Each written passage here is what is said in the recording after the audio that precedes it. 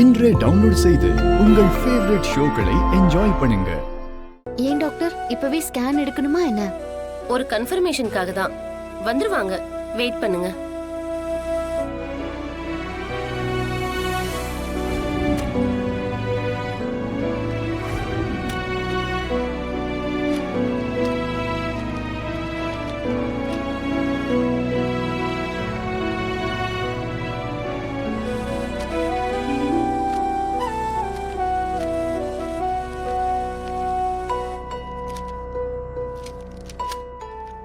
Sorry, pregnancy வந்து confirm ஆகல.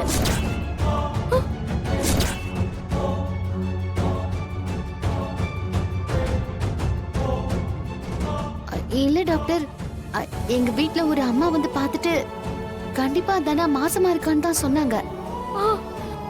அந்த நேரம் நானே செக் பண்ணிருந்தாலும் இவங்க பிரெக்னன்ட் ஆயிருக்காங்கன்னு தான் சொல்லிருப்பேன். இப்போ என்ன பிரச்சனை டாக்டர்? ஆக்சுவலா இத ஃபால்ஸ் பிரெக்னன்சின்னு சொல்லுவாங்க. மெடிக்கல் டேர்ம்ல சூடோசைசிஸ்ன்னு சொல்லுவோம். ஒரு பொண்ணு பிரெக்னன்ட் ஆனா என்னென்ன சிம்டம்ஸ் வருமோ அத்தனையும் இந்த ஃபால்ஸ் பிரெக்னன்சி உண்டான பெண்ணுக்கு வரும். அடுத்தடுத்த டெஸ்ட்ல தான் அது நிஜமான பிரெக்னன்சியான்னு தெரிய வரும். அத வச்சு பிரெக்னன்ட் ஆனதா ஒரு முடிவுக்கு வருவோம். அடுத்தடுத்த டெஸ்ட்ல தான் அது நிஜமான பிரெக்னன்சியா இல்லையான்றது தெரிய வரும். அது போலதான் இவங்களுக்கும் வந்திருக்கு. டாக்டர், எதனால இப்படி வருது?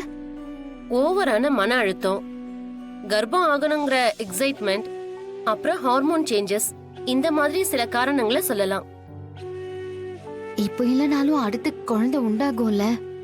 கண்டிப்பா உண்டாகும். இவங்களுக்கு கர்ப்பப்பையில நல்லாதான் இருக்கு, அந்த பயமே வேண்டாம்.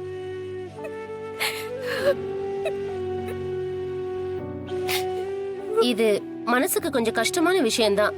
ஆனா குழந்தையே பிறக்காதுன்னு சொல்லலையே, அப்புறம் எதுக்காக அழணும்? இல்ல டாக்டர், இவ பிரெக்னண்டா இருக்கிறதுனால வீட்ல எல்லாரும் சந்தோஷமா இருக்காங்க. இத எப்படி அவங்க கிட்ட சொல்றதுன்னு நினைச்சுதான் அழறா. தனா, அழாத தனா. கண்டிப்பா குழந்தை பிறக்கும்னு அவங்களுக்கு நம்பிக்கை கொடுங்க.